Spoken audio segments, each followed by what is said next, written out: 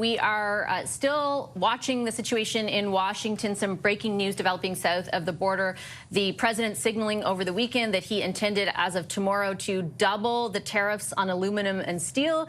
And it looks like through a proclamation that the White House just sent out that they are going to do that. And our initial understanding of that is that it will apply to Canadian aluminum and steel. So not just a 25% tariff, but a 50% tariff.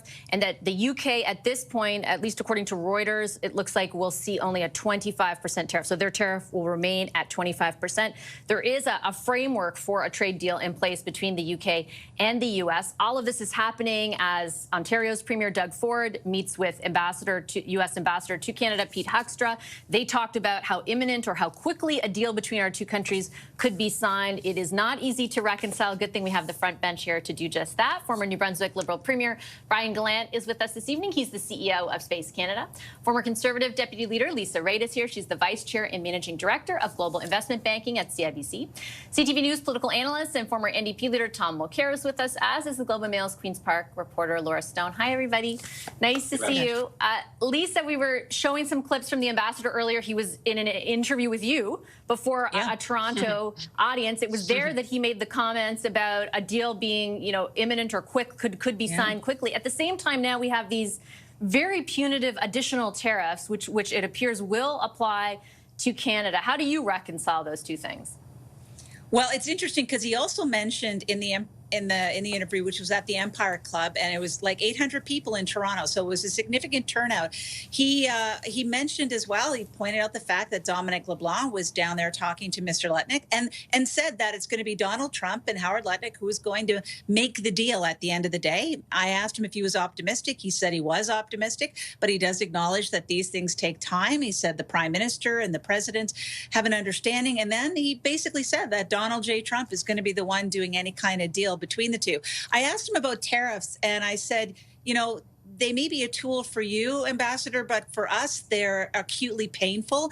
And while he acknowledged it, he then just went off to talk about how we have to fight against China. So it was not necessarily straightforward. He didn't talk specifically about steel. He didn't even acknowledge the fact that it was a pain point for Canadians when it comes to this kind of tool of bringing prosperity, he called it, to Americans. But he seemed optimistic that there should be a deal between Canada and the United States of some form, because we would all be better off together if we were joined with one another. Not as a 51st state, though. He did push back on that. What is the point, Brian, of a deal between us and the United States if there are still punitive tariffs in place? I'm not saying they're necessarily 50%, but look, the UK got a deal, and wow, they're so lucky they only have 25% tariffs on steel and aluminum. Right. I think the long-term play has been for Trump just chaos, instability, and even if he is maybe in a better mood with a certain country, and what Lisa kind of reports definitely gives a sense that that's the case, the ambassador wouldn't give any tone other than what he believes is the president's tone vis-a-vis Canada. Nevertheless, instability, throwing things out there, and we can't forget the fact that right now the whole Musk relationship is unraveling. He's unhinged. I would argue he's been unhinged for a while, but certainly in the news today and over the last few days. And this is a way for them to also change the channel. So maybe he's been thinking about for a while, but they recognize that now that they throw this out there, people will talk about that and get away from what's really damaging to sort of his base, the comments that Musk made today about one of his bills and sort of what's been going on for the last few days. So I think instability and just trying to change the channel and sort of have allies, the media, everybody just wondering what he's going to do, he sees as an asset. So I think we have to, continue to stay calm, stay the course, and ensure that we continue to develop the relationship in a thoughtful way, in a way that obviously gets things back on track for both countries. I am very curious, Tom, to see how the federal government responds, because there has been, I would say, like a definite change in tone and even in substance in them particularly the Prime Minister describing like we can only go so far kind of thing. And there's even some evidence that they didn't make a big splash of it, but some of the counter tariffs that were in place have been removed. The ones on aluminum steel, my understanding is, remain, though. Do you anticipate like we double our counter tariffs as well?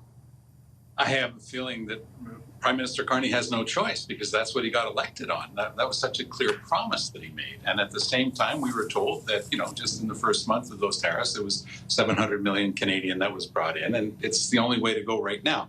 But what we also saw was a meeting of premiers where you were putting positive things on the table to boost the Canadian economy. Today, a border announcement which removes the underpinnings of some of the excuses of Donald Trump that he had used around fentanyl, but it doesn't answer this one because he's using a different proposal. He's saying the United States steel industry is not sufficient to produce enough steel to take care of our armed forces, and therefore it represents a danger for our country. So Trump is using every excuse that he can. I also found the response, Vashi, on Friday, in particular from Minister Joly, very muted, very understated. Same thing with Carney at the beginning of the week, very muted, very understated. And I interpret that as an indication that things are actually moving along better than they would have otherwise. Today, Dominic LeBlanc fell short on one thing. He said, well, I explained to Lutnick how this was harmful to our economy and eventually to the United States economy. But he was missing something, which is this is completely illegal under the Canada-US-Mexico trade deal. And I think that that's a point that we've got to keep making because Trump indeed appears to want a new trade deal amongst the three of us. That's fine. That can be negotiated. But how can anybody trust him on anything if he doesn't respect the other deal that he put together and he signed himself? So that's the conundrum for the Americans right now. We're trying to play as well as we can with the limited cards that we have. But yes, we've got to hit back because that's what, by the way, Carney promised to do during the election. And it's the only medicine that the Americans will understand. The ambassador, besides being with Lisa today, Laura, was at Queen's Park meeting with Ontario Premier Doug Ford.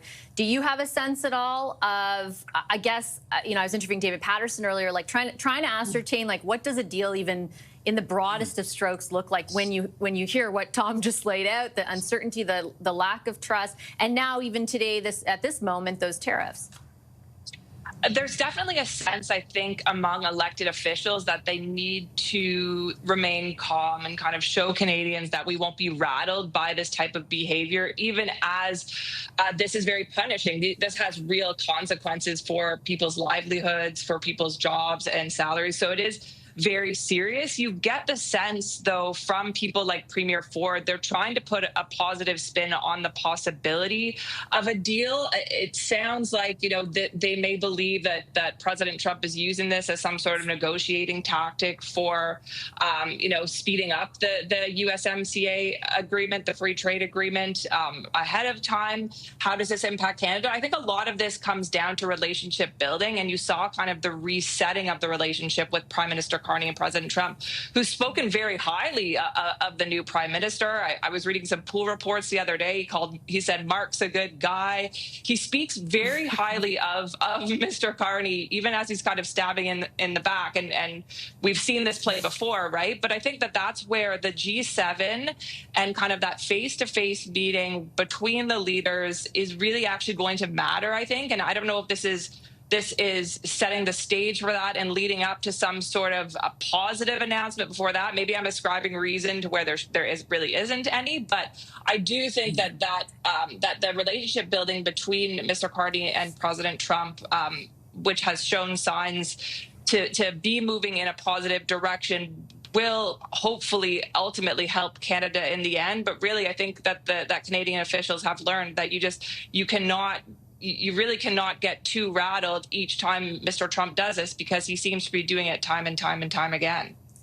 Vashi, I can tell you one thing that I did learn in the preparation for this is that something that's very annoying for the United States right now is something that Doug Ford did in Bill 5, where he is cutting off the ability for American companies to take part in procurement with either OPG, Ontario Power Generation, or any of the other entities. That was something that they brought up as being very concerning, and they did not like that at all. He called it a pebble in the shoe, but he was actually a little bit more agitated than that.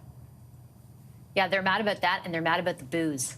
The booze being off the shelves. They're not happy about that. Oh well.